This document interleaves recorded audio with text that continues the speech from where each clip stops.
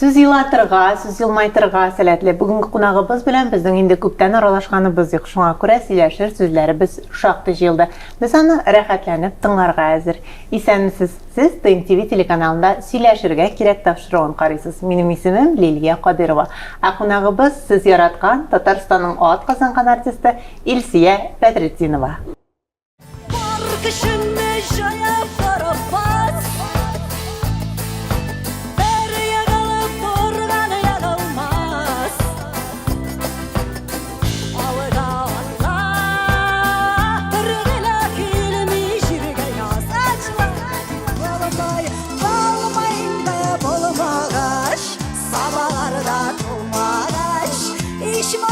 Birer ağlayan kazanda oturmamış.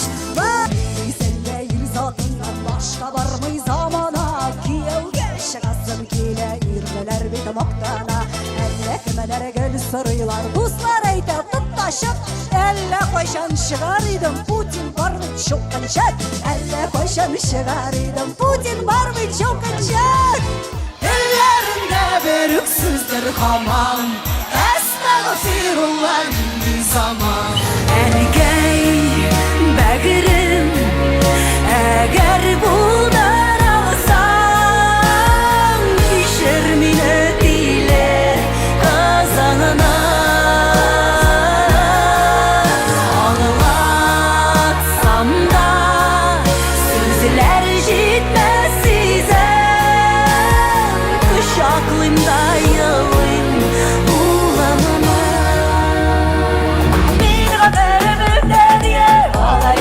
deliler, nişeşlerim ağlar abim ağlar su gideriler. Benim ömrüm öteliye ağlar kızcı deliler. Nişeşlerim ağlar abim ağlar su gideriler. Karandaşım kitabım uzdu gitti yıllarım. Defterim kantinalım savgulu kız dostlarım. Karandaşım kitabım uzdu gitti yıllarım. Defterim kantinalım savgulu kız dostlarım. Bulmasa da hiçbir tınlar kışın Üst tavşınla işitüde kirek kılmelişen Jaralıyım kaşak Bulmasa da hiçbir tınlar kışın Üst tavşınla işitüde kirek kılmelişen. Илсия апа, исәнмесез?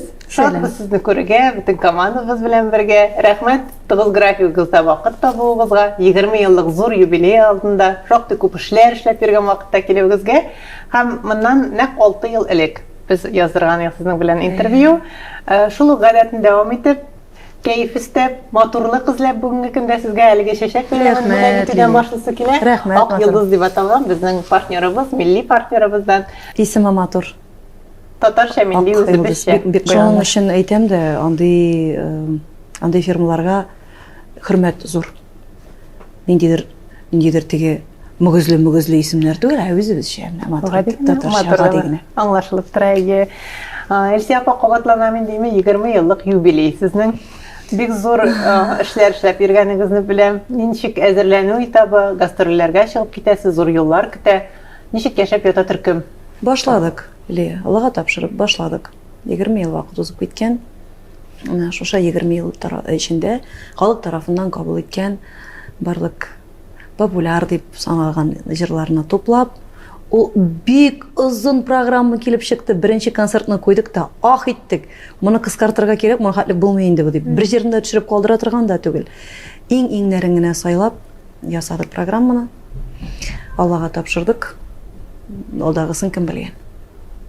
Бәлки аларны попури итеп, ишеннән дә кайсын аласың, берсе калгач үткәләр. Кайберләрен шулай иттек. Кайберләрен менә 5-6 җырның берәр генә куплетны берләштереп попурилар ясадык. Сезнең программа 20 ел дип атала. Мен интервьюга әзерләнгән Австралиянең дәвамы нәрсә икән соң диләр. Менә синең күңелең нәрсә ди шул Лилия. Сезнең белән? Бик әйбәт, син бик итәгатьле, тәртипле ханым. Рәхмәт. Аның күңелдә бүтән версияләре дә бар, аларның да дөрестлеге бар. Кем үзенә ничек күрә, шулай дәвам итеп куя. Ансы да хак. Аңлашылды. Илсия апа, сіз менә һәр вакыт шундай менә уйландыра, әзгенә төрттүрә торган программалар ясарга яратасыз бит инеме? Узган программаларның берсе Ат казанмаган дип атала иде. Һәм әлеге программа белән Рәсәйне иңен буен җыйнап концертлар үткәреп чыккач, ниһаять сезгә Ат казанган исеме бирелде. Сез ничек кабул иттегез? Ну шулай дип әйттеләр инде аны, сен тиге сорап алдың дип. Сен мине яхшы белгән кеше буларак, теге минем анарга карашны аңлыйсыңдыр инде. Сорап алу түгел, мин гомумән бу әйбердән әзгенә теге елмайыбрак ясалган программа иде ул. Йөреп чыктык, миңа теге күп сораулар бирделәр, сен нигә менә үзеңне теге үзәккә куеп, сине сөйләсеннәр өчен куйдыңмы дип әйтәм, по факту. Менә кемдер ат казанган, ул чыгара Татарстанның ат казанган артисты фәлән. Мин әйтәм, Татарстан ат казанмаган артисты фәлән дип чыгарам. По факту гына дип. Кызык өчен генә куелган, но күптән түгел генә инде зурлап президент үзе тапшырды миңа бу дәүләт исемен. Әгәр дә эшен бәяләп биргәннәр икән, рәхмәттән башка бүтән берәр әйтәсем килмиле. Халкыма рәхмәт, мине җырчы иттереп тоткан тамашачыларга рәхмәт. Алар булмаса, теге бирделәр диде, бирмәделәр ни ул исемне. Җырлар турында инде әлбәттә бөтен сорауларда шул тирәдә әйләнер. Җырлар менә сез үзгәргән саен җырлар да үзгәреп торды. Һәм бер интервьюларның берсендә сез әйткән идегез, менә элек башкарган җырларым инде автор хокуклары буенча, булса интер моментлар буенча мин аларны башкара алмыйм. Шуңа күрә мин мәҗбүрмен, телим теләм, тагын яңа җырларында эшләргә, эшкәртергә дип. Бу бик күптән булган интервью. Хәзер берәм сарам булса да әзмәс килеп керә башлады. Беренче этаптагы җырлар, яңа гына мәсәлән интернет челтәренә чыгардыгыз, шулай җырлар. Яңартып чыгардык теге заманнарда Илфак тарафыннан язылган җыр, көйдә сүзләре дә Илфакныкы мәрхүм. Яңартып быелгы программага керттек, чөнки 20 еллык ниндидер иҗатның бәләкәй генә бер теге үзенә күрә нәтиҗә чыгара торган юбилей программасында Илфакның җырларыннан башка, Илфакның исеменнән башка гомумән күз алдына китергә дә мөмкин түгел. Илфак мине сәхнәгә чыгарган кеше. Һәм теге кемгәдер ошаса да, кемгәдер ошамаса да, мине ул иҗаттан төшереп калдырып булмый. Һәм Илфакны минем язмыштан, мине Илфакның язмышыннан һәм бергә уртак башлаган бу иҗат язмышыннан ташлап калдырып булмый. Бу тарих, бу факт, моны беренче әйтеп булмый. Һәм керттек, ул җырларны да керттек. Булай теге менә бу иҗатның алмашынуга килгәндә, хәзер Лилия менә чын дөресен әйтәм. Кай чакта име теге 20 ел элек беренче тапкыр сәхнәгә чыккан җырларны тыңлап карыйм да име. Шаккатам. Ничек мин 20 яшьлек авыл баласы, Ходаем тилемиле акылым да булмаган да икән дип уйлап куям. Ничек шуларны чыгып меңләгән кеше алдында җырлап басып торырга, бу бит хәзер сүз уңайыннан ул җырларны җырласаң, миңа бәлки җырларга ирек тә бирмәгән булырлар иде дип уйлыйм бу чакта. Бик нык турга, бик нык тирәнгә кирип язылган җырлар булган икән. Ходайдан бирелгән һәрбер көнгә ишек алдында капка төбендә утыралар күп белгән әбиләр, дөньядагы хәлләрне сөйлиләр, телләрендә бер үк сүздер һаман. Әстәгъфируллаһ нинди заман. Ул җырларның язылу тарихында сезнең дә журналист эшчәнлеге, шул ук Илфак Шигаповның да журналист эшчәнлеге алып бару йогынты ясадымы икән? Лилия, ул вакытта Илфак миннән 13 яшькә олы бит инде, име? Илфак бик акыллы, бик төпле. Тарихны яхшы белә торган, сәясәтне яхшы аңлый торган. Мин мәсәлән хәзер дә сәясәтне яхшы аңлыйм дип әйтә алмыйм. Мин ераграк профессиядә, ләкин кызыксынмыйм һәм әз генә дә аңламыйм дип әйтү дөрес түгел. Мин һәр даим сайын карап барам bütün каналларны. Һәр бәлки белмәм әйтергә дә ярамый, күбесенә ышанмаган очракта да. Мин үзем журналист булып эшләгән кеше буларак, күп кенә гәҗитләр, журналлар, телевидениедән сөйләгән сүзләргә мин ышанмыйм да. Ләкин алай да мин карап барырга тырышам, җилнең кая искәнен. Ул вакытта мин күп очракта аңламыйча эшләгәнмен. Илфак минем өчен абыйда, әтидә, укытучымда, иремдә, сөяркәмдә, бөтенесе бергә. Илфакның һәрбер әйткән сүзе минем өчен закон иде. Һәм мин аңласам да, аңламасам да, аңлаган кыяфәт белән җиткерергә тырыштым күп кенә җырларны. Бу бары шундый җырлар, алар бер тапкырда җырланмаган. Хәзер мин аларның тарих кая икәннәрен белмим, кызганычка каршы. Ләкин мин теге тиле дигәчтендә бөтенләй юк. Юк, мин каршы торып, мин бу җырны җырламыйм. Бу минем фикерем белән бөтенләй тәңгәл килми торган сүзләр. Мин моны җырламыйм дип калдырган җырлар шактый булды ул вакытта да. Әз генә теге үзем кабул иткән, үзем аңларга тырышкан, күпмедер дәрәҗәдә аңлаган җырларны чыгардык. Калганнарын мин килешмәгән җырлар чыкмады. Doğmuştan akşa yaratam, akşa beni yaratmay. Küpmegene tarışsam da derdi yenige de artmay. Ellenler işlep varım kiseye akşa dolmay. Benim bu yallansam da nigedir bayıp olmay. Olmayın da bulmagaş, sabahlarda dolmagaş. İçmasam birer abıyan kazanda oturmagaş. Аңлашылды. Менә сез Илфак белән соңрак язмыш сезне кавыштырган булса, инде менә шулай шәхес буларак формалашкан, артист буларак формалашкан Илсия Бәдретдинова белән сез ул җырларны җырлаган булыр идегезме? Хәзер күбесе актуаль түгел. Ләкин бүгенге илдәге вазгыять белән, менә бу коронавируслар белән, аннан соңыннан менә бу теге сугышлар дип әйтегән, шул сүзне әйтәсем дә килмиләр. Башка сүз белән алыштырып буламаны. Күңелем яратмый операция дип әйтә. Шулай дип әйтегәндә яратмыйм мин ул сүзне. Хәзер Илфакка язырга темалар бик күп булган булыр иде. Кызганычка каршы алай яза торган кешеләр юк бүгенге көндә. Ах дип куям, вау мин әйтәм, чөнки соңгы елларда мин яшермәй әйтәм, иҗат вакытында ниндидер бер теге кризис башланды, язырга темалар калмады. Бөтенләй бер төрле. Илфак җитми. Илфак юк, ул вакытта Илфак исән чагында соңгы елларда бер кризис булды, яңалык юк иде. Хәзер бик күп темалар Илфак юк. Бәреп әйтә тора. Я бер җире җитеп бетми, я икенче җире. Әйе, аңлата да алмыйм, күп теге эшләп карыйбыз, аңлата алмыйм, чөнки аның өчен тарихны да яхшы белергә кирәк, сәясәтне дә бик яхшы белергә кирәк. Син җөмләңне түгәрәкләп, кешенең күзенә карап, төгәл иттереп, гади иттереп аңлатып бирер өчен тигендә дә, монда да тирәнтен йөзергә кирәк. Шулай.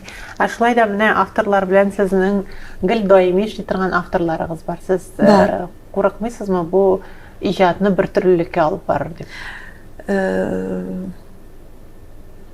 Һәрбер җырның үзенең дахие була диләр. Композиторларда менә үзең дә сизәсеңдер, алышынып бараймы? Җырчылар алышынып бара. Дулкын композиторлар алышына, шагыйрьләр алышына. Бүгенге көндә минем үземнең даими эшли торган авторларым бар һәм мин канәгать. Мине ярты сүздән аңлый торган кешеләрем бар һәм мин моның белән канәгать. Шуның өчен мин үземнең якыннарыма, төркемдәшләргә һәр вакытта һәрдаим әйтеп киләм. Әгәр дә мин бик нык кабатлана башлыйм икән, я булмаса үземнең яшемә тәңгәл килмәгән әйберләрне эшләп кылана башлыйм икән, сез минем чабымнан тартыгыз, яме дип. Чөнки күзәтелә, ул эстрадада да күзәтелә. Яшь барган сайын ычкынып китүләр һәм син аны үзең күрмәскә мөмкинсең. Мин беркемне дә теге гаепләп тә әйтмим хәзер. Үзеңә күренми, үзеңә шушылай яхшыдыр кебек, ләкин ул кырыйдан бик сәер һәм мәзәк тоелырга мөмкин. Менә шул вакытта мин гел әйтәм, минем чабымнан тарткалап торыгыз. Берәр фотосессия ясыйм да, берәр җыр язам да, төркемдә без икенче гаиләм җыелышып утырабыз. Мин әйтәм, нормальнымы? Әлегә нормально диләр.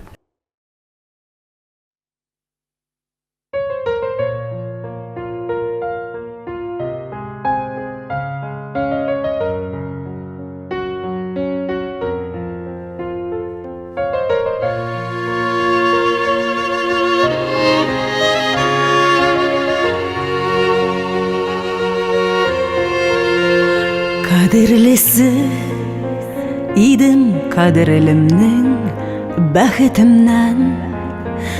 Язмыш көнләште ялгызлыктан, җаным өшегәндә җылы итеп миңа эндәштең, мин җылыга шундый мохтаҗ идем, арган идем. Йөрәк сагыштан күкрәгеңә Başım koydum yalgış min genemin Şulay yalgışkan min jılığa Şunday muhtaç idim Argan idi Yürek sağıştan kökregine Başım koydum yalgış min genemin Şulay yalgışkan Kaderimit itip yat yarlardan Anlaularım Dilep canımna Qaraşlarım Şunday jılıydı Endeşüğün Şunday yağımlı min jılığa Şunday muhtaç idim Argan idi Sağıştan kökregine Başım koydum yalgış min genemin Şulay yalgışkan min jılığa Şunday muhtaç idim Argan idi Yürek sağıştan kökregine Başım koydum yalgış min genemin Şulay yalgışkan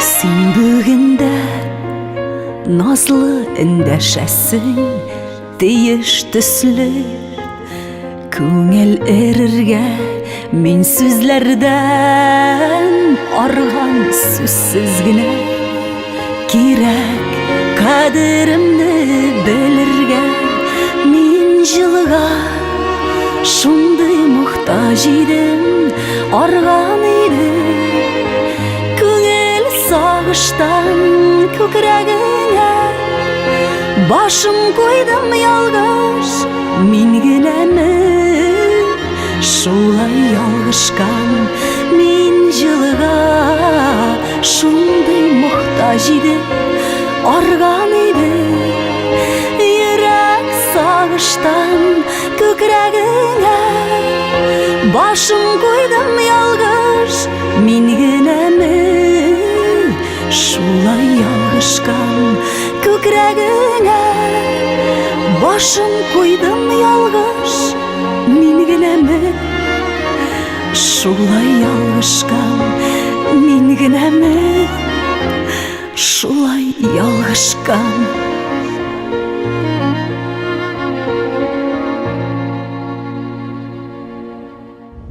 Менә коллектив Шабудан тарта дидегез, коллектив икенче гаилә дидегез. Менә коллективта Илсия Бәдретдинова нинди җитәкче? Мин күрәм инде мәсәлән менә анда Исхан белән кызым дип эндәшүегезне, анда башка егет кызларга мөнәсәбәттә.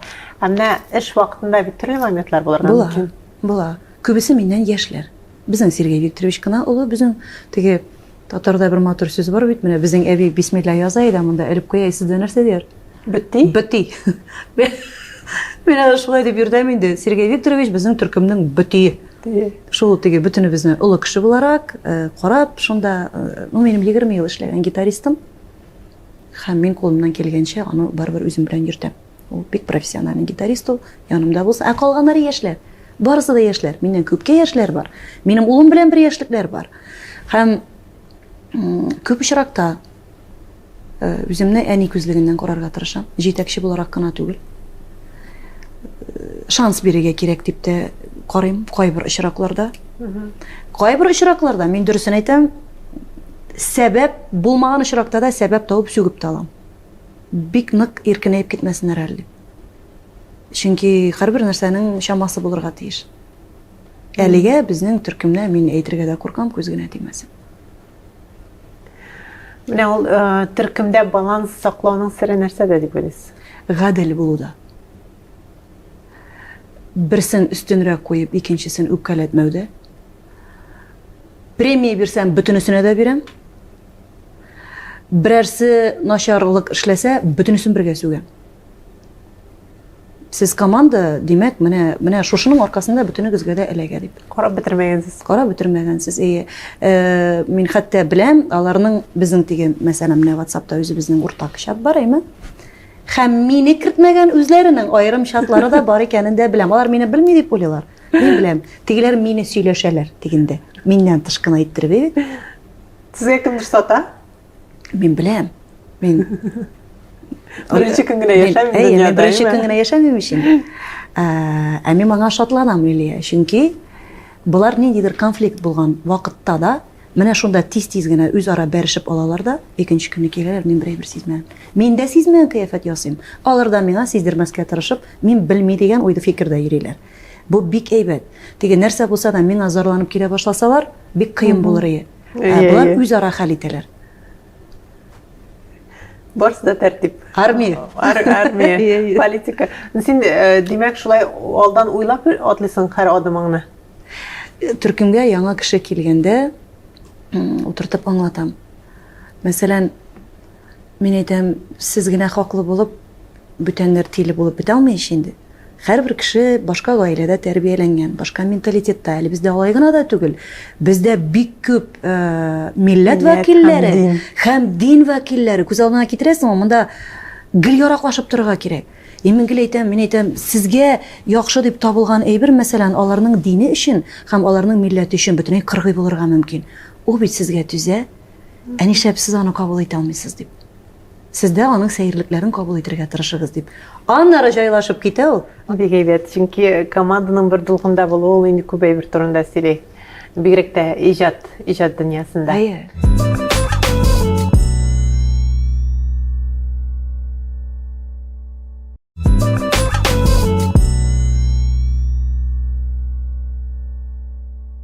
Илсия Бәдретдинова дигәч, купшы, матур, зәвыклы сәхнә костюмнары күз алдына килә. Һәм сез үзегез турында гына түгел, группа турында да инде кайгыртып күренә име эшләгәнегез. Ул сәхнә костюмнары озак туамы? Алар аңлашыла инде кыйммәткә төшәдер, име? Күп еллар буена дизайнер, үземнең дизайнерым белән эшлим. Аны исемен әйтергә ярыймы, юкмы? Беләбез инде без аны икән, әйтегез. Юк, теге реклама дип кисеп калдырмагыз дип. Юк. Алина Бәдретдинова, ул минем туганым түгел, ләкин туганым кебек якын кешем инде. Хәзер без 7-8 еллар буена бергә эшлибез. Әйткәләшеп тә бетәбез. Ниндидер теге була, спорларда була, чөнки безнең икебез дә бер укытучы укыткан әле. Дизайнерство буенча безнең икебезнең дә укытучыбыз бер. Һәм ул теге төпле кеше буларак, ул миңа гел әйтә, менә шушылай, әгәр дә башкача икән, мин текмим дип. Менә шул вакытта мин уйланып калам. Димәк, аныкы хаклы булырга тиеш. Чөнки менә кырт кисеп, кайбер вакытта теге, Алина, әйдә менә булайрак итекме дигәчтен, да, булай итеп тә була инде дисә, димәк, әле нормально. Әгәр дә менә ачуланып юк дип әйтә икән, димәк, ул хаклы. Һәркемнең үзенең профессиясе бар. Һәм мин монда теге әтәчләнеп, юк, минемчә булырга тиеш дип, мин андый вакытта профессионалларга да таянам. Ул без бергә эшлибез. Хәзер әйтәм вакытын. Менә мәсәлән, хәзер октябрь аеннан дип әйтгәндә мин яңа программа белән чыгып китәм. Һәм 1 ноябрьдә яңа костюмнар тегеләргә тотына киләсе елга программага. Чөнки ни өчен икәнен аңлатам. Аена бер күлмәк әзерләнергә мөмкин. Чөнки ул бик авыр. Үзең әйтәсең, менә теге купшы, аның тукымаларын без чит илләрдән кайтартабыз. Әле хәзер ансы да кыенлашты бит әле монда, Лилия. Үлеш. Каяндыр табабыз, кайтартабыз, фурнитураларын кайтартабыз.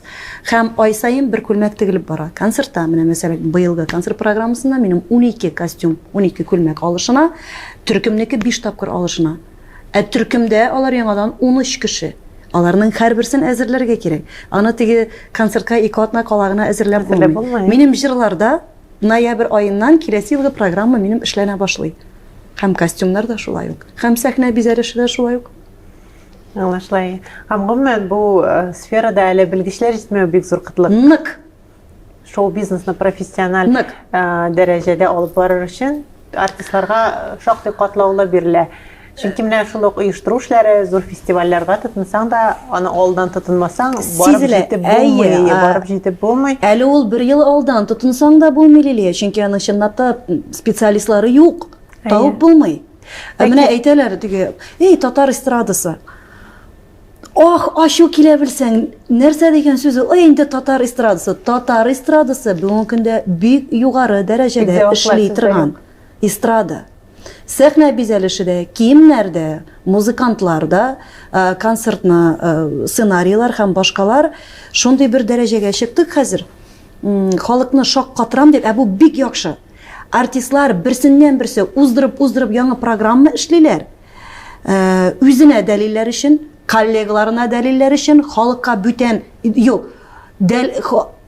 коллегаларына үзенә дәлилләп яхшы программа күрсәтәм дип эшли, нәтиҗәдә менә дигән концерт тамашачыларга күрсәтелә. Нәтиҗәдә тамашачы аза. Төшеп калмыйм дип тырыша, яңа продукция бирә, ансы да бар, Лилия, син хаклы. Тамашачылар кайбер вакытта бик каты теге күңелгә тие. Менә мәсәлән, билет бәясен дә 700 сум дип индейме? Бик кыйбат сезнең билетыгыз, 700 тәңкәлек түгел. Тутырып әйтәсе килә белсәң. Метаны чыгарып китәсе киләме? Әйе, мин мәсәлән хәзер әйтәм үземнең концерт директорыма Гүзәл Аликовнага, син мен әйтәм миңа валны күрсәтмә. Син миңа күпме калганын гына күрсәт, чөнки аңны юалтып егылырга мөмкин. Андагы минус, арендасы, бензины, администрация, группа, ашатырга, гостиница, аранжировка, футаж, китте. И калмады. Халык тарафыннан ул генә башкачарак кабул ителә. Ничек иде, орбитаны тулысынча саныйлар. 500-1000 урынлык зал, алар билетны тапкырыйлар да. Менә сиңа күпме акча эшләде дип. Ул алай түгел. Ул бик алай түгел ул. Шуннан, инде ансы билгеле оештыру эшендә эшләгән кеше булар. Назарланасы килми, Лилия. Мин үлеп яратам бу эшемне. Кайбер вакытта без менә репетиционный концертлар белән чыгып китәбез анда, әйме? Теге хәйрия концертлары башкасы, мин беләм, акча кирмәячәген белеп барам мин. Бәләкәй заллар була. Мин группага бүлеп бирәм дә, акча калмый. Мин бит аны белеп барам. Ул вакытта да үлеп яратам эшемне.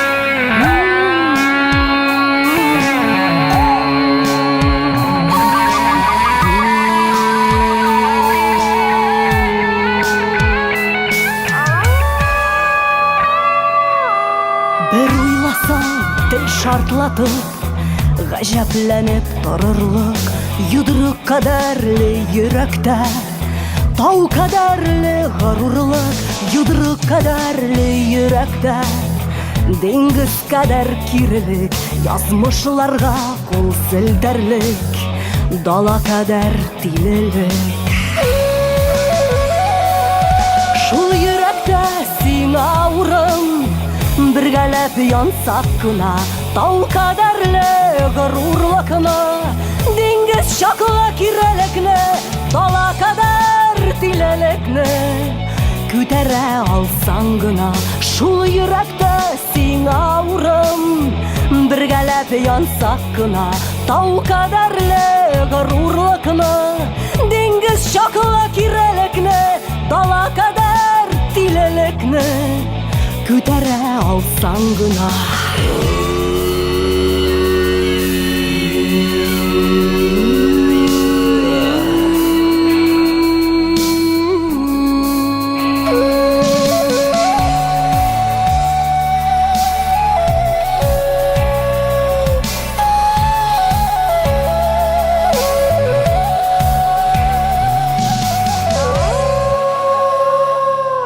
Кыя ташны көлгә изеп, җилгә очырган чагым, чарасызлык кочагына, Ярсып ташланган чагым Йодрык кадәрле йөрәктә Сыйыша алмый горурлык Акыл һәм хис көрәшенә Гаҗәпләнеп торырлык Шул йөрәктә сиңа урын Бергәләп янсак кына Тау кадәрле горурлыкны Диңгез чаклы кирәлекне Дала кадәр тилелекне Күтәрә алсаң гына Шул йөрәктә сиңа урын Бергәләп янсак кына Тау кадәрле горурлыкны Диңгез чаклы кирәлекне Дала кадәр тилелекне Күтәрә алсаң гына Шул йөрәктә сиңа урын Шул йөрәктә сиңа урын Бергәләп янсак кына Тау кадәрле горурлыкны Диңгез чаклы кирәлекне Дала кадәр тилелекне Күтәрә алсаң гына Дала кадәр тилелекне Күтәрә алсаң гына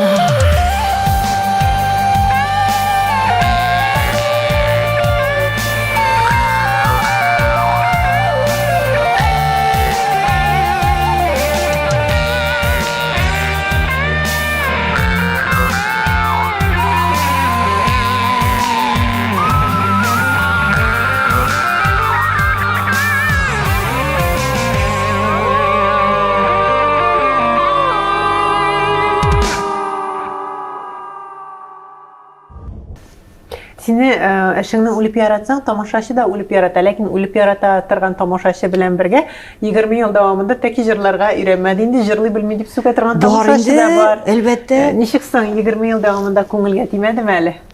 Өйрәндем андый сүзләргә. Кабул итәргә. Ой, мин әйтәм, җырлый белеп җырлау, сәхнәләр, заллар җыю, ул әле бер нәрсә Лилия.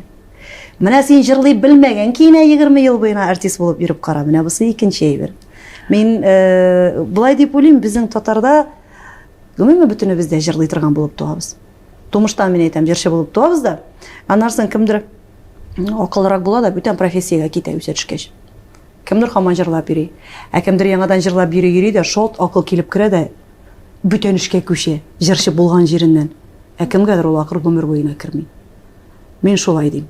Мәсәлән, чөнки моның хәтлек теге гайбәтне, сүзне күтәреп, ул морально да бик авыр профессия, физически да бик авыр профессия.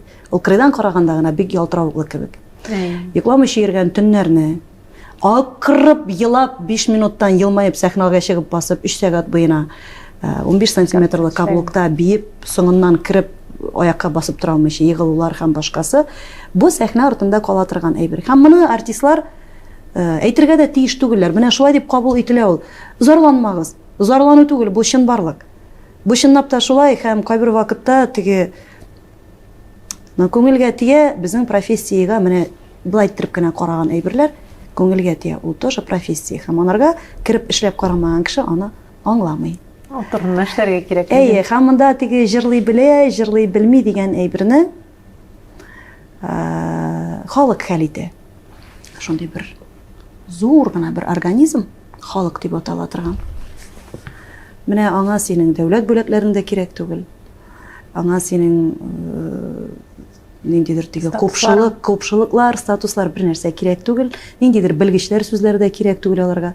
Алар я кабул итәләр, я кабул итмиләр. Якасыннан билет сатып алалар. Я алмыйлар. Я алмыйлар. Икесенең берсе генә. Бушка бирәм дисәң дә килмәскә дә мөмкиннәр. Менә бу безнең артистларның язмышын хәл итә торган зур галиҗәнәп тамашачы. Идеаль бүләк сезнең өчен нәрсә ул? Хатын-кыз буларак, сәхнә кешесе буларак. Билет сатып алып килүдән дә матур гадәт юк. Билетны бушка сораудан да начар гадәт юк. Үләм шундый кешеләргә ачуым килеп. Мин шундый фикердә, әлбәттә. Миңа киләм дә теге Мәсәлән, анда район үзәкләрендә, шәһәрләрендә. Менә безнең администрациягә шуның хәтлек менә билет бирергә тиешсез. Кем әйтте? Нигә мин әйтәм, ала сезнең райондагы иң хәерчеләре шулармы ни соң? Нишләп инде ул күп балалы йортлардан килеп сатып алалар билетны. Пенсионер әбиләр сатып алалар, студентлар сатып алалар, килеп утыралар. Имеш менә шушы әлбәттә ул 20-шәр, 50-шәр урын булырга мөмкин. Күз алдына китерәсеңме? Ул килеп туктый 10 миллионлык машина белән һәм миннән пригласительный сорый. Әлбәттә бирәм, Лилия. Бирәм. Әгәр дә шәхсән миннән сорасалар, минем әби bütün хәерчеләргә ярдәм итәргә кирәк дип үстерде, синнән калмасын кызым, bütün мохтаҗларга да ярдәм итәргә кирәк дип. Бирәм дә, эшемнән жәллим. Эй, бахыр! Миңа бирергә насыйп итсен. Сиңа болай башка сорарга насыйп итмәсен инде Ходай дия, эшемнән бирәм, елмаям да үземә күрә нәтиҗәләр ясыйм. Операция башланды дип, кибеттән дә бушка әйбер бирергә тотынмадылар мәсәлән. Эшкә йөрүдән дә туктамады беркемдә. Артистлар туктарга тиеш. Менә ансы бик авыр хәл инде шуннан да. Мин бит беркемне дә көчләп китермим. Алай гына да түгел, мин начарга үгетләмим мәсәлән. Мин нык булырга үгетлим. Мин бердәм булырга, сабыр булырга, акыллы булырга үгетләп бирим концертларда. Җыелыйк дип, дошманлашмый ярамый алай дип. Аны нишләтәсең? Безнең профессиябез шундый. Түзәргә кирәк. Түзәргә кирәк. Менә кызыл помадаңны быйсың да, ялтыравыклы күлмәгеңне киесең дә, Башыңны күтәрәсең дә, дөнья йөзендәге иң бәхетле кеше кебек сәхнәгә чыгып китәсең дә, 3 сәгать буена елмаеп, иң бәхетле кеше ролен уйнап керәсең. Синең күңелеңдә нәрсә бар икәнен, синең физический халәтең нинди икәнен, кемгә кирәк синең күңелең халәте? Син артист. Бу артистларның язмышы. Бер яктан караганда әйе, ләкин икенче яктан караганда бәлки ихласрак булсак, ничек бар шулай сөйләсәк, бәлки аның кадәр үк каты бәрелмәс тә иде тамашачы. Нәрсә сөйләргә? Кешедән начарлык күрәсе килә икән кешенең. Теләсә нинди сәбәп табып барбыр начарлык күрәчәк. Әйе. Аңламаган кешегә аңлатудан мин инде хәзер яшем бара бит инде әкренле. Мин дә 40 мең тиягына чыккан хатын, хәзер теге кемгәдер нәрсәләр исбатлап, дәлилләп, тилереп утырасы килми Лилия. Мин күп әйбергә комментарийда язмыйм, аңлатмыйм да. Миңа яза тора, ай, дим дә үтеп китәм. Ярар дип. Акыллылары аңлый аны. Кайшландыгыз инде. Кайшланды. Күңел халәте, физик халәт дигәннән урынлы булыр микән? Шундай мәгълүмат бар. Илсия апа, сез хәзер тикшеренү үтәсез һәм анализлар көтәсез дип. Әгәр дә сез кирәкми дисәң, без буны тапшыруга кертмәячәкбез. Сезнең әз генә комментарийларыгызны беләсез килә, чөнки яшерер нәрсәм юк. Катлаулы диагноз турында сүз бара. Лилия, яшерер нәрсәм юк һәм бу сорауны бирәчәгеңне көттем дә. Яшермим, әйе, миңа да мин күптән түгел генә операция кичердем. Бәлки теге аңлаганнар өчен аңларлар, бүгенге көндә мин гистология итәм. Һәм бу бик авыр шир турында бара сүз. Ләкин мин теге сиздерәсем дә килмәде, беләсем дә килмәде. Бар да тәртиптә. Мин яшәүемне дәвам итәм, мин иҗатымны дәвам итәм. Кемгә күпме бирелгәнен беркем дә белми. Мин елап ятудан беркемгә дә файда юк. Һәркемнең эшендә нәрсәдер бар. Тормыш дәвам итә. Тормыш дәвам итә. Барысы да әле Алла бирсә яхшы булыр дип. Шуңа өметләнәбез. Ышанырга кирәк, чөнки ышаныч әйтәләр бит, ак чәчәкләр романында бары тик терелә алган, бары тик ышанган һәм терелергә теләгән кешене терелә дип. Мин үземә бик ешкына әйтәм инде шул сүзләрне. Аннан соң шулай ук сезнең тормышта булган авыр момент узган елда инде сез апагызны югалттыгыз. Сез 3 туган, апагызның китүе инде аңлашыла зур трагедия булгандыр гаиләгез өчен. Ничек җиңдегез һәм бүгенге көндә туганнар белән мөнәсәбәтләрегез ничек? Бар да исән саулармы? Лилия, монда минем апайның да исеме Лилия, мәрхүм булган апайның. Мин инде хәзер югалтулар шуның кадәрле күп булды тормышта. Мин берсеннән айнып бетә алмыйм, икенчесе килеп китеп бара. Елларга уйлап ятырга да өлгерми башладым булган инде хәзер. Бүтән нәрсәне дә салкын акыл белән кырыс иттереп кабул итәргә өйрәнәсең икән. Безнең әби әйтә, теге әз аптыраган көлә, күп юк, әз аптыраган елый, күп аптыраган көлә дип. Апай китеп барды 50 яшендә. Шибәр, акыллы. Мин менә хәзер һәркемнең дә әлбәттә туганы, апасы үзенә якын була, әйме? Ул бит аның туганы. Ә мин менә аның өстенә булай дип тә әйтерем. Үз гомерендә 50 яшенә җитеп, bir тапкырда шампанскийда ішіп қарамаған кіші. Жизнәйгә кияүгә чыгып, гомерендә bir ират, 2 менә дигән бала үстерделәр. Баштан жизнәй китеп барды, аның артыннан апай китеп барды. Әлбәттә бик авыр нәрсә безнең гаилә өчен. Да киттеләр. Минем хәзер бер туганнардан Люция апам калды, бердән-бер апам калды. Сен сау гына була күрсен, югалтулар күбрәк булган сайын тормышның кадрында, туганнарның кадрында яхшырак аңлый башлыйсың. Күптән түгел генә укыдым бер мисал, урынлы булса, хәзер тиз генә кыска гына әйтеп сөйләп китәм. Авыл эчендә яшәгән бер ират һәм аның малае булган. Хатыны булмагандыр инде күрәсең. Атлары булган, бердән-бер ат, буларның гаиләләрен тәэмин итә торган, ашата торган. Бер көнне буларның атлары югала. Бөтен авыл белән җыелалар да, "Эй, Ходаем, менә хәзер ничек ачтан үлерсез инде, атыңны югалды бит инде", кайгыралар. Бу ират салкын гына йөрәк белән бәлки, шулайдыр. Икенче көнне тигенең аты 47 ат ияртеп кирдән кайта авылга. Бөтен авыл җыела, "Ой, бу бит әйбәт булган икән, кара, синең хәзер 8 атың бар. Кара ничек әйбәт булган, әйме?" дип. Бәлки ди. Теге ират әйтә, "Әйе, бәлки" ди. Эмоцияларсыз гына. Өченче көнне моның малае 40 атка утыра да аягын сындыра. Тагын бөтен авыл җыела. "Ой, бу начар булган икән, бу атларның сезнең гаиләгә килүе менә малайың аягын сындырды." "Әйе, бәлки" ди. 4нче көнне сугышка җыярга киләләр. Бөтен авылдагы җегетләрне алып китәләр, моның малайының аягы сынык. "Син бер нәрсә кирәкмисең" дип малайын калдыралар. Тагын бөтен авыл җыела. "Бу бит шатлыкка булган икән, каралы син", бәлки ди. Моның морале нәрсәдә? Бөтен нәрсәне дә аяк акыл белән кабул итәргә кирәк. Гел генә начар булып бетми. Һәрбер начарлыктан соң яхшылык килә. Һәрбер яхшылыктан соң ниндидер авырлык килә, җиңеллектән соң авырлык килә. Һәм моны ниндидер теге истерикаларсыз кабул итә белергә генә кирәк. Шәшерәп чыкмыйчы, синең кайгың булганда теге миңа авыр, бүтәннәргә дә авыр булсын әле дип башкаларны рәнҗетмичә генә. Һәм нәрсәкәдер теге һаман сайын елап, үзеңне борчып, синең үзеңнең якыннарыңны борчып. Бер нәрсә белән дә тәэсир итә алмаган моментларда борчылып утырудан мәгънә юк. Аның ниндидер әле бер фәнни аңлатмасы да бар, мин хәзер әйтә алмыйм. Менә мәсәлән, яңгыр ява икән, без аны үзгәртә алмыйбыз. Көздән соң кыш килә икән, без аңа беренче тәэсир итә алмыйбыз, ул барыбер киләчәк ул.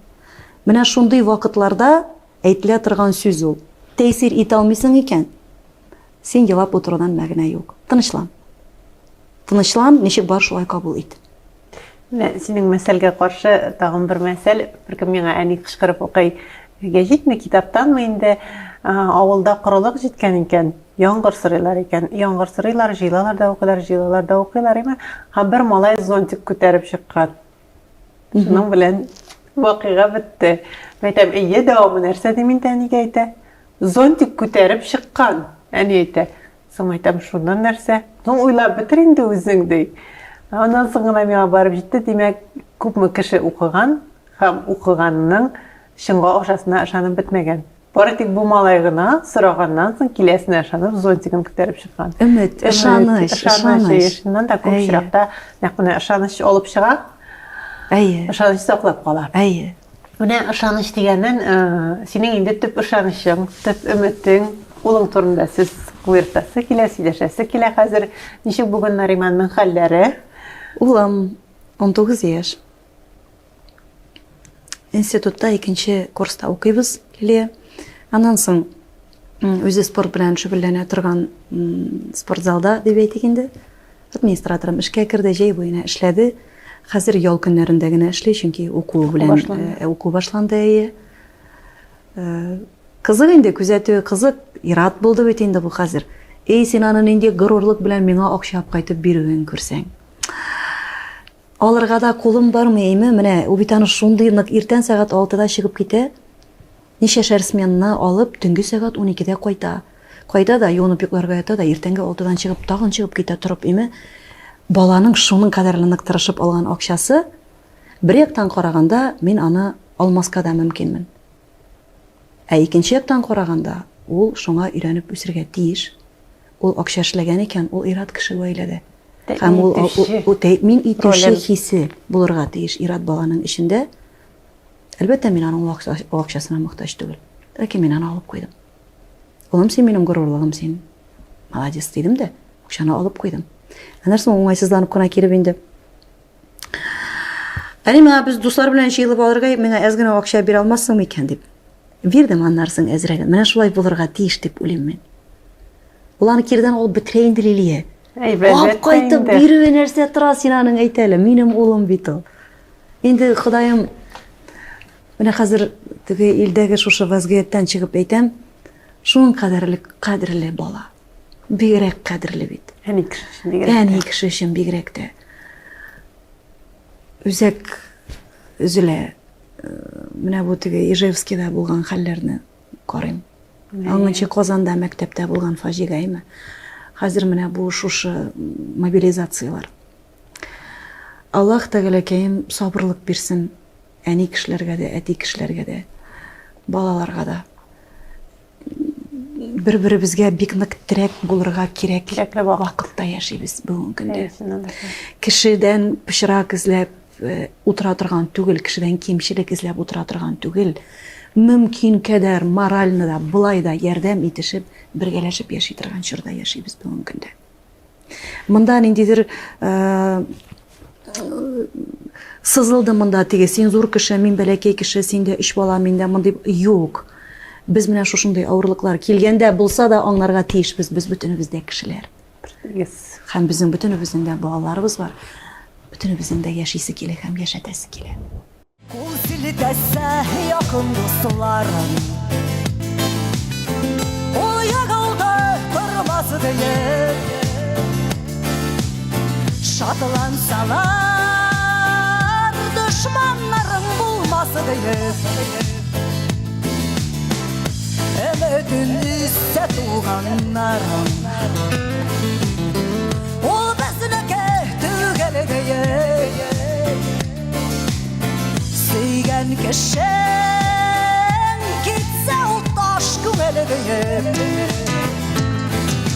Бар көчеңне җыеп торып бас, бер ягылып торган ягылмас.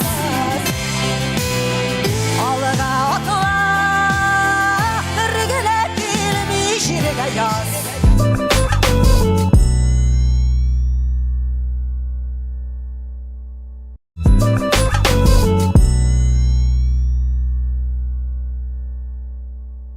Siz менә әни кеше буларак, хәзер аңлыйсыз бит инде улыгыз зур. Бәләкәй Нариман түгел, гастрольдә, сәхнә артларында йоклап үскән Нариман түгел. Аның бүген иҗат белән шөгыльләнәсе киләме? Нәрсә гомумән Нариманның нинди кызыксынулары бар бүген? Ифак Шыгапов белән Илсия Бәдретдиновадан туган малай иҗаттан читкә китә алмас инде ул. Юк инде, сәеррәк инде Лилия. Сәер инде әлбәттә, бүтән планета кешесе. Битеге Илфакны яхшы белгән кеше буларак, аның малайы иттереп кабул итеп, мин аның күп кенә сәерлекләренә елмаеп кына карыйм инде теге. Мин аны үзгәртеп булмаячагын беләм. Анарда тулысынча сүз иреге. Әйт, мин әйтәм син. Ниндидер теге әни белән малай буларак түгел, дусларча сөйләшәбез без аның белән. Ират үтәле зур, гәүдәсе дә зур. Кайбер вакытта теге бала чагалыгы кабынып китә дә, йөгереп торып килеп өстемә сикрә. Әни сәлам дип, мәйдәм улым, син үтерәсең мине берәр көнне. Ул теге үзенең гәүдәсе зур икәнен, ират икәнен кабул итеп тә бетерә алмыйдыр кебек. Чөнки монда әле ниндидер теге бәләкәй шайтан, бәләкәй малай калган эчендәге. Шул әйбер чыга, һәм ул бөтен иҗат кешесенә дә хас әйбер. Иҗат кешесе бик теге җитдиләнеп китә икән, аның иҗаты үләдер дип уйлыйм мин. Бөтенләй акыллы булырга тиеш түгел инде ул иҗат кешесе. Анарга мөмкинчелек бирсәң, ул теге финансларда күп булса, ул әллә нәрсәләр эшләр идер дип уйлыйм мин. Бу мин әйтәм, улым, әлдә акчаң юк әле дип инде. Шулай дип әйтәсезме? Чөнки мин мәсәлән видеолар төшерергә кушам, монда ниндидер минем иҗатка калган әйберләр эшләргә кушам да, ул миңа алып килә, әйдә булай итәбез. Бар әле мин әйтәм, зурга китте бу. Телефонны куям да төшерәм үзем генә. Сурга китте. Аларга ут куярга кирәк. Әйдә таң атканда монда чыгабыз, менә булай монда босын куябыз, монда берсе булай бик зурдан теге глобальный кубарып уйлый торган, аның яше шундый әле. Яшь шундай яшьлек максимализм дип атала бит. Исән булсын Лилия. Кем булсын, исән булсыннар. Сез инде менә уйлыйсызмы, тиздән аның да бит инде үз гаиләсе барлыкка киләчәк. Булсын иде Нинди инде. хатын сорыйсыз Худайдан улыгызга? Яхшы хат үзе ярата торган булсын. Мин ашый торган түгел. Нариманны ярата торган хатын булсын. Әле ул кызык бит әле алар теге яшьләр хәзер үзләренчә кабул итәләр бер көнне кайтканда. Әни ди, менә бүтән милләт вәкиле булса, мәсәлән, минем хатым ди. Улым, мин әйтәм, хатын булгач әйбәт инде, малай булмасын. Уже әйбәт. Сез әзер андый бурылышларга. Башка милләт вәкиле булуга. Мәсәлән, минем үземнең төркемдә генә дә күп милләт вәкилләре, алар бер-берсе белән бик яхшы мөгамәләдә, төрле диннәрдә булган очракта да, һәм гаиләләрендә дә төрле милләт кешеләре бар, әйме бергә яши торган. Нишләтәсең, Лилия? Минем теләк белән генә түгел бит әле, ул бит әле мәхәббәт дигән әйбер бар. Әгәр дә берәр көннән Нариман менә үлеп яратам, но ләкин ул татар түгел дип кайта икән, нәрсә дим инде мин анарга, Лилия? Яратмады бит алмыйсыз? Юк, яратмады дип әйтеп булмый. Сез аны берничек тә тыймыйсыз аның Тыймыйм. ирегеннән. Юк. Тыймыйм, ниндидер бер һәрбер нәрсәнең дә шиге була. Ул бит инде хәзер теге ират, зур иратка әйләнеп бара торган. Мин яшерен батырын түгел, кайбер вакытта өйдә сөйләшкәндә, теге урамда җегетләр белән сөйләшкәндә, сөйләшә торган сүзләре чыгып китә. Минем син нишисең ул? Син кем белән сөйләшәсең ул дип. Яни ярар инде нормально общались дип тотына алганнарсың теге. Син бит инде нормальный бит, мин нормальный. Һәрбер нәрсәнең дә шиге була. Минем белән сөйләшүне, менә мондый телдә сөйләшүеңне норма дип кабул итә башласаң, син башка өлкәннәр белән дә шулай сөйләшә башлаячаксың. Син үз акылыңдамысың син? Мин мәсәлән нормаль ул теге ниндидер теге текә сүзләр, ниндидер сүгенү сүзләре минем хезмәттә, минем иҗатта һәм башкасында дип әйтгәндә, иҗат кешеләр арасында. Ул менә моннан. Ул бүтән кешедә дә бар, Лилия. Иҗат кешесендә генә түгел, чыга торган әйбер. Ләкин аның өлкәннәргә карата бүтән төрле хөрмәт дигән әйбер булырга тиеш. Нормага кермәсен дим. Аңладым. Көзге каршысына басамын да, әнкәй, синең белән сөйләшәм. Шул ук күзләр, шул ук җыерчыклар, еллар үткән, мин дә үзгәргән. Әнкәй, син хәтерлисең микән? Хәтерлисең. Күзләр яшьләнә. Әйтеп аткан идем кызуланып, өйрәтмә син мине яшәргә. Менә ни, ул көн килеп җитте. Миңа бүген нәкъ шул сүзләрне күзләремә карап улым әйтте. Белсәң иде ничек түзгәнне. Әнкәй, бәгырем, әгәр булдыра алсаң, кичер мине тиле казанына. Аңлатсам да сүзләр җитмәс изем, кочаклыйм да елыйм улымны. Илсия апа, менә бүген татар эстрадасын ныклы белән ниндер прогресска барса да, име, бик еш күренә кабатлаулар. Башлана ул күлмәк, тышкы кыяфәттә, йөз, макияж, иреннәр, күзләр, кашлар, һәм иң кызганышы ул килеп керә иҗатка да. Җырларга, аранжировкаларга. Сезнең моңа карашыгыз ничек? Мин менә күз уңында тотып әйткән беренче образ, хәтта сезне кабатлаучылар бар. Ничек карыйсыз? Күп без аларны күрә торабыз, күрәбез, елмаябыз. Мин кабатлаган түгел бит, мине кабатлаган дим дә. Елмайып куям да, битте шуның белән, Лилия. Булды шундый моментлар. Мәсәлән, тәңгәл килгән вакытларда бар. Мин күлмәкне ясап битерәм име? Инде менә хәзер фотосессиялар булырга дигән вакытта гына икенче коллегам мәсәлән шушынарга бик нык ошаган күлмәк белән кадыр чыгыш ясаганын куя, һәм ул күлмәк минем киелмичә кала. Үземне җиңә алмыйм. Кирәкми миңа алай. Каядыр нигәдер банкетларда бик сирәк кенә киеп куярга мөмкин, ул күлмәк бар бит инде, ул арзан түгел, ул күлмәк ясалган өчен. Менә шуны кабатлаган бит бу диюләре матур түгел күңелгә. Миңа алай кирәкми. Ул бит инде менә мода тенденцияларына да ярып кабатлыйм әле дип түгел, менә хәзер менә бу в тренде. Алай да булырга да мөмкин. Шундыйрак стиль булырга мөмкин. Алай да булырга мөмкин. Барыбер дә сез аны калдырмыйсыз. Андай образларны. Юк. Безнең рынок шундый бәләкәй йөри торган. Нәрсә инде монда менә Татарстан, Башкортстан, Оренбург, Сибир яклары, мәсәлән, шушы Россия җырчыларыныкы кебек зур киң рынок түгел. Безнең бәләкәй генә бит. Җырчылар шундый күп. Без әлдә шунда шыпыр-шыпыр килеп ятабыз инде малай. Нәрсәкәдер эшләргә тырышкан булабыз, яңалык күрсәтергә тырышкан булабыз, әйме? Артистларның күплеге, тамашачыларның әзлеге шунарга китерә, кабатлаулар башлана. Аннан соң Специалистлар җитмәве, шушы дизайнерлар менә 1-2-3 бетте. 2 республиканың эстрадасын киендерә торган кеше 1-2-3.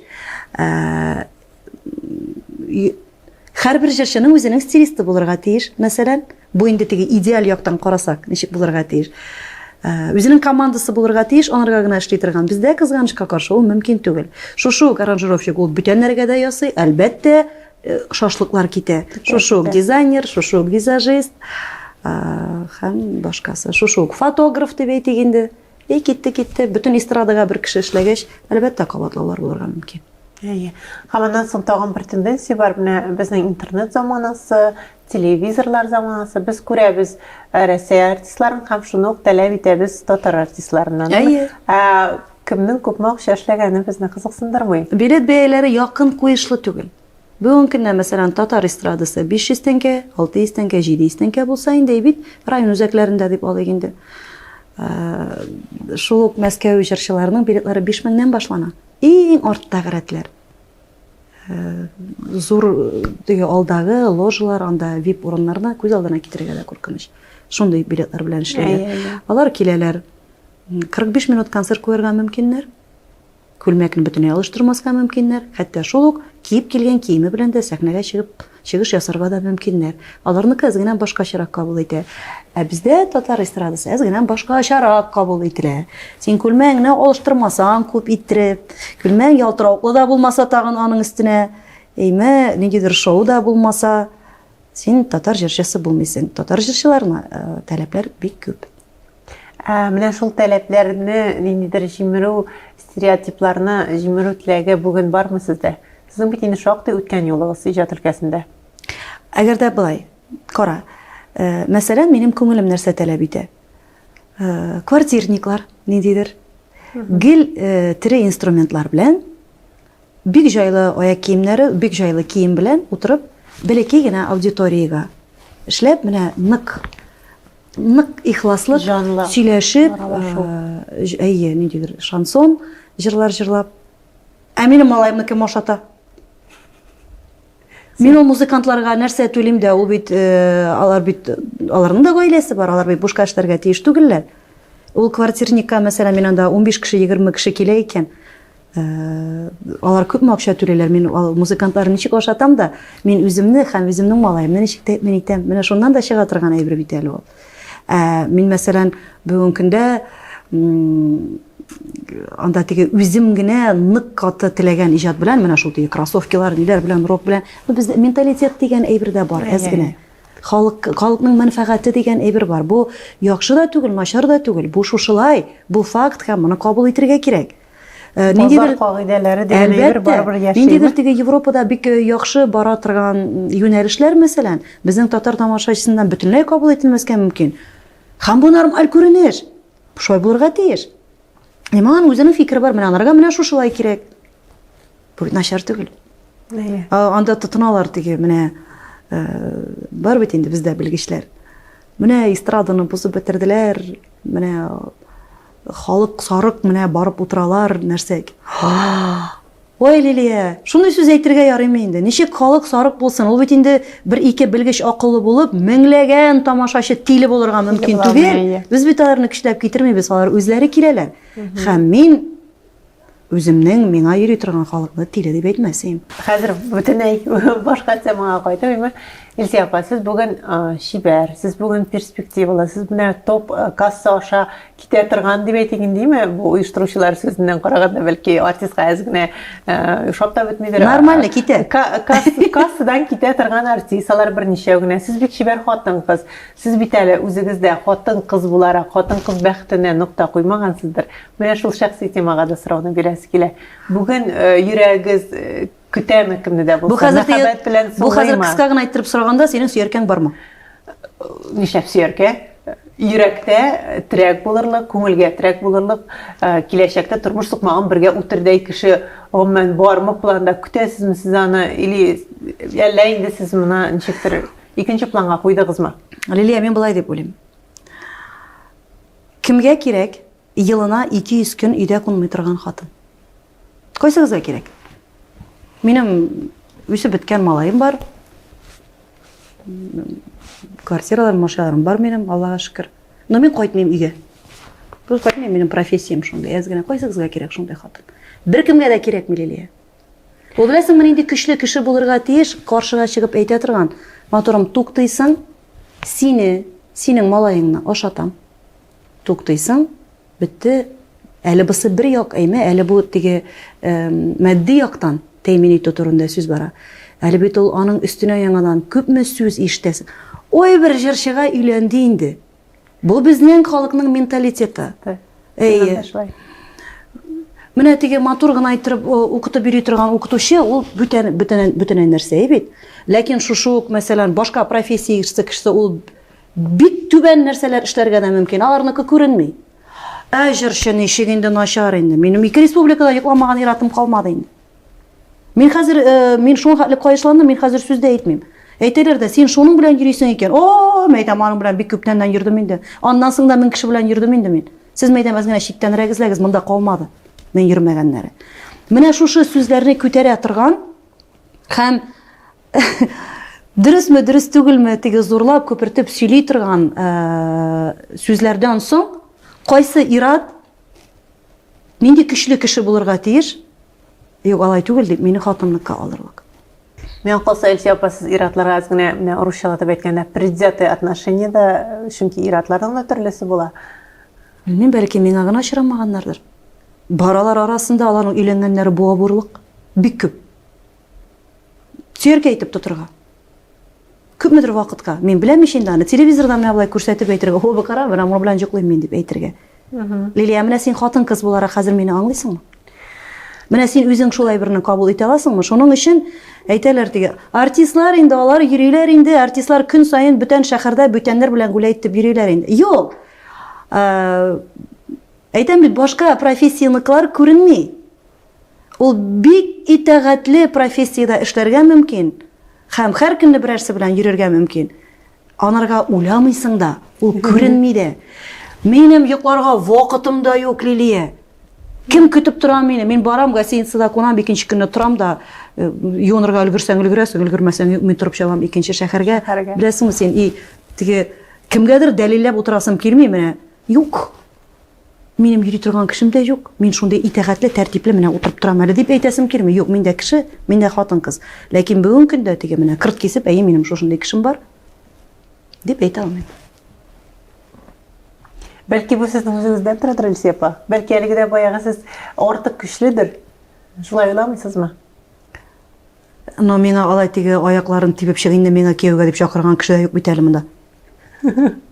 Бәлки сез менә булай уйлыйм дип торам башта. Юк, мин менә булай уйлыйм әле дип әйтеп утырган. Ничек әйтим мин, миңа алай дип әйткән кеше дә юк. Булай теге минем өчен борчылырга кирәк түгел, бардан нормально.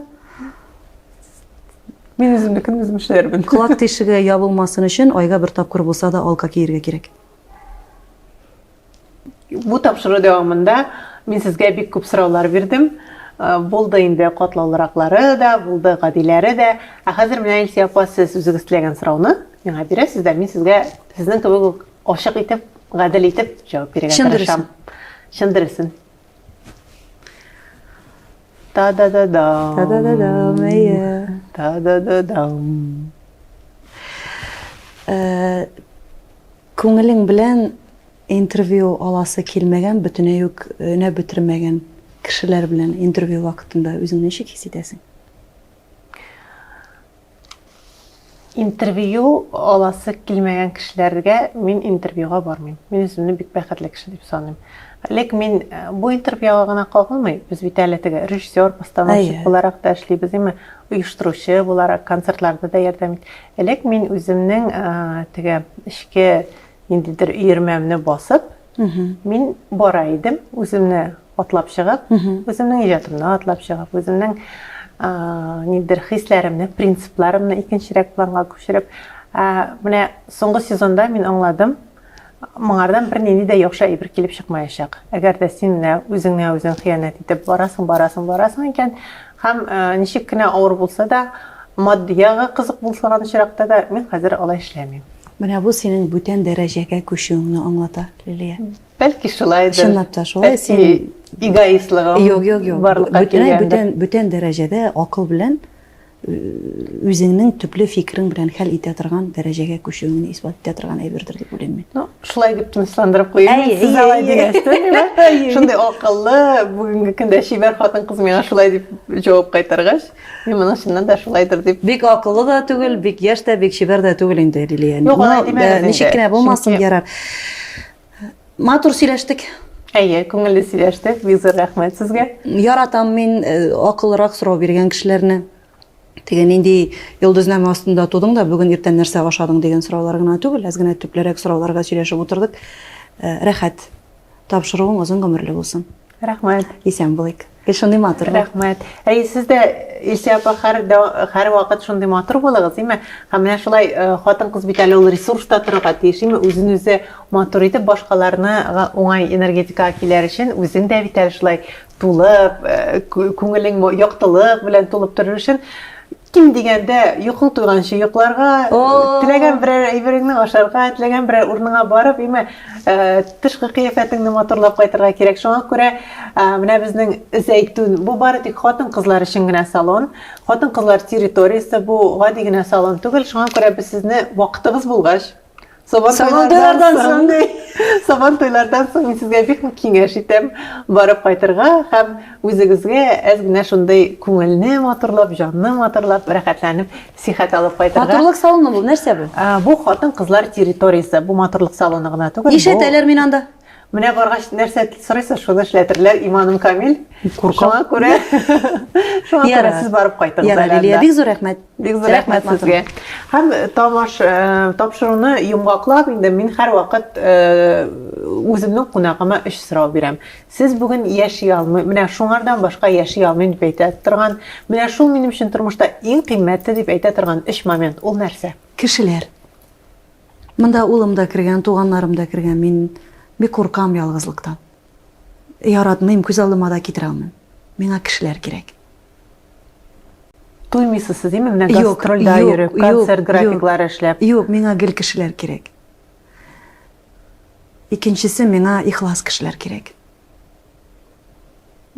Бик ихласлык җитми торган чорда яшибез нишәптер.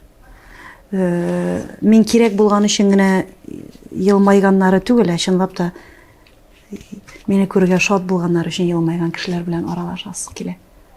Шундый. Нәрсә дип әйтим икән тагын? Нәрсәдән башка яши алмыйм мин? Белмим әле. Җырларда башка үзегезнең. Юк, мин ризыктан башка ризыктан башка яши алмыймдыр дип уйлыйм. Гадирәк әйберләргә күчегән. Нормальный кеше сыйфатына кергән әле хәзер. Теге ишеп йөрмичә генә. Ходаем ризыктан аермасын, Лилия. Кешеләрдән аермасын, сәламәтлектән аермасын, ризыктан аермасын. Теге бәләкәй чакта әби утыра иде булай. Пышын сөйләшеп шунда, "И Ходаем, сәламәтлек бир." Икле, бни бетмәгән нәрсә булдысың. Хәзер үзем иртән торам да, әбиләр кебек Ходаем. Сәламәтлектән аерма, Ходаем, сәламәтлектән аерма. Матыр йөрим түгелме? Әллә акыл килә, әллә картлык килә, әкрен-генә, әллә икесе бергә җитәкләшеп, нәрсәдер килә Лилия. Һәм бүгенге көндә Илсия Бәдретдинова нәрсә бәхетле итә, нәрсә турында хыяллана? Мин бик бәхетле. Мин бүтән булганыма канәгатьмен, Лилия. Менә бүген бар, мин шуңа канәгатьмен. Чөнки менә бу теге югалтулардан соң, ниндидер бер тормышта килгән четерекле моментлардан соң, шушындай дәрәҗәгә күчәсең, бөтен булганның да кадерен белеп яшәргә өйрәнәсең. Мин бик бәхетле, бик канәгать, миңа артык кирәк түгел. Бик зур рәхмәт Илсия апа бүгенге әңгәмә өчен. Алда Алла бирсә, шулай ук тулы заллар көтсен иде, очрашып торсак иде, концертлар белән, тамашачы белән, барлык булган менә хәзер көткән җавапларыгыз үзегезгә уңай җаваплар килсен иде, ышаныч үзегезне шатландыра торган, барлык авырлыклар да вакытлыча гына булып үтеп китсен иде дә, барлык хыялларыгыз чынлашсын иде дип ихластан теләп, бүгенгә без сезнең белән сау булашабыз. Рәхмәт, Лилия, булышкың матур. Рәхмәт сезгә. Бүген бездә кунакта сез яраткан артист, Татарстанның ат казанган артисты Илсия Бәдретдинова булды. Ә сез сөйләшергә кирәк тапшыруын карадыгыз. Мин исә кабатланып сезгә шул ук сүзләрне әйтәсем килә. Кешене аңлар, таныр, тыйымлар өчен, яратыр өчен аның белән сөйләшергә кирәк. Бер-берегез белән аралашып, яратып һәм бәхетле булып яшәгез. Исән-имин булыгыз. Киләсе атнада күрешербез.